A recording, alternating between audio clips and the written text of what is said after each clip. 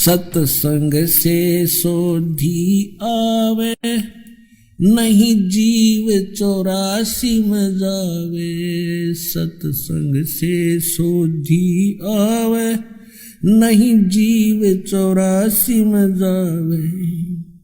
अब मेटो द्वेष और राग, हो राग या उम्र बतेरी जाली। अब मेटो द्वेष और राग, हो राग या उम्र बतेरी जाली।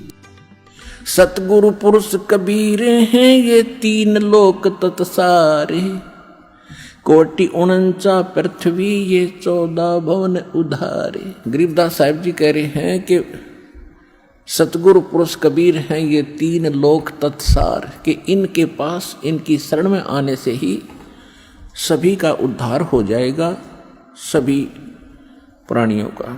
सतगुरु पुरुष कबीर हैं ये 4 युग परवाने, ये झूठे गुरुआ मर गए और हो गए भूत मसान।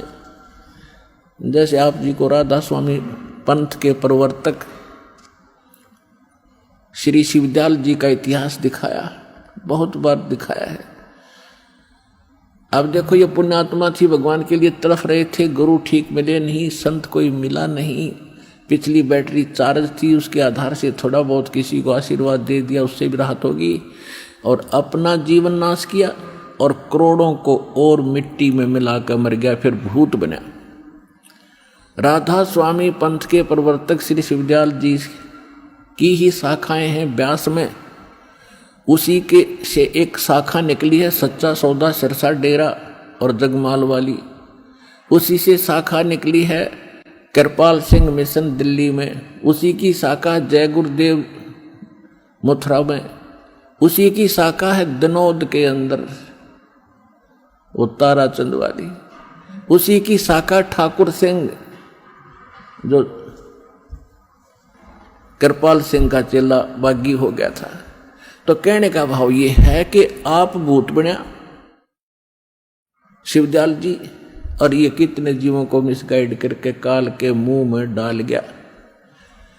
तो यहां गरीबदास साहिब जी भगवान कबीर साहिब के बारे में कहते हैं कि सतगुरु पुरुष कबीर हैं ये 4 युग परमाण, झूठे गुरुआ मर गए वो हो गए भूत मसान। अब वो झूठे गुरु थे, नकली गुरु थे, भूत बन गए शमशान घाट में, तो उनकी अंतिम संस्कार हो गया, उधर से वह धक्के खाते फिर रहे भूत बन गए। अब कबीर साहब कहते हैं हम 4 युग में परमात्मा आते हैं। सतयुग में सत सुकृत कह टेरा, त्रेता नाम मुनिंदर मेरा, द्वापर में करुणा में कहाया, कलयुग नाम कबीर धराया। अब यहां गरीबदास जी भी कह रहे हैं सतगुरु पुरुष कबीर हैं ये 4 युग प्रमाण, ये झूठे गुरुआ मर गए और हो गए भूत मसान। झूठे गुरु के आश्रय कदे न उधर जीवे, सच्चा पुरुष कबीर हैं ये आद परम गुरु पीवे। सतगुरु पुरुष कबीर की कोई न चल है गैले, बिना पंथ पग धरत हैं गगन मंडल में सैले। बिना नीम के नगर में ये बसते पुरुष कबीरे, शिव ब्रह्मा जी थकत हैं कौन धरे जा धीरे। लख लख योजन उड़त हैं ये सुर नर मुनिजन संत, ऊंचा धाम कबीर का कोई न पावे अंत।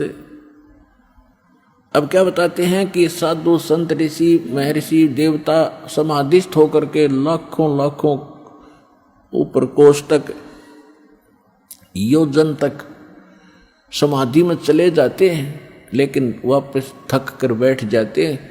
जो साधना ये करते हैं ये वहां नहीं जाया जा सकता। तो यहाँ कहते हैं लख लख योजन उड़त हैं ये सुर नर मुनिजन सुनते, ऊंचा धाम कबीर का कोई न पावे अंत। सतनाम के जाप से बाजे अनहद नाद, तोबा परमेश्वर कबीर की ये छूटे सभी उपाद। अब क्या बताते हैं गरीबदास साहब जी कि जो सतनाम है परमात्मा का, उससे वो अनहद नाद जो वास्तविक है वो प्रकट होगा। जैसे अन्य नाम जपते हैं जो ये राधा स्वामी वाले या कोई और नाम ना भी जपते, कान कुन बंद करके अंदर जो धुन सुनते हैं, ये धुन वो वास्तविक नहीं है। जैसे एक ढोलक होती है, ढोलक, उसको बजाने के लिए एक विशेष प्रकार का एक डंडा सा होता, छोटा सा, उसका प्रयोग होता है और वो सही सुर में सुर मिलाता है, उसकी वास्तविक तान देता है, वास्तविक धुन उससे प्रकट होती है ढोलक की।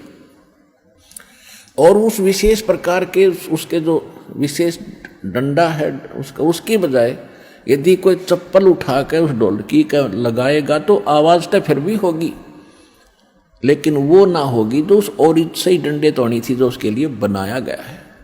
इसी प्रकार जो ये भ्रमित हैं, कान बंद करके धुन सुन ले, ये तय ढोलक का चप्पल मार रहे हैं, उनके नाम गलत है। तो सतनाम के जाप से वो बाजे अनहदनाद। जब आपको सतनाम प्राप्त होगा उसके बाद आप भी कान बंद करके देखियो, आपको जो धुन सुनेंगी, जो आपने कभी पहले डले ढो रखे उनसे हटकर होंगी, वो आसानी से समझ जाएंगे जो पहले प्रयत्न कर रहे हैं। और फिर जब ये शुरू होंगी वो यहाँ से फिर निर्णय होगा। लेकिन इनको सुनो या ना सुनो, आप अपने बैंक में आपको मालूम है 20,000 रुपये उस दिन जमा कराए, 10,000 उस दिन कराए, 5,000 उस दिन कराए, या डेली आप दिहाड़ी कर रहे हो, आपकी हाजिरी लग रही है, आपकी कमाई होने लगे, उनको रोज देख लो चाहे ना देख लो, वो तो डिपॉजिट हो ही रहा है, वो तो आपका है ही। और ये जो बगैर नाम दिए ही, कोई नाम भी नहीं देते, वैसे धुन सुनते हैं, तो ये उनके पहले पिछले जन्मों की कोई वो रखा है पुण्य, उससे भी वो होती तो वो इस काल वाली ही धुन है, वो भी सुनती है। जैसे किसी ने एक बैंक में डिपॉजिट करा रखा है, आगे कराता नहीं, तो उसने कभी देख लिया अपने बैंक के अकाउंट में उतना ही पाओगा, बल्कि खर्च हो रहा होगा, उससे निकाल भी रहे हो आप।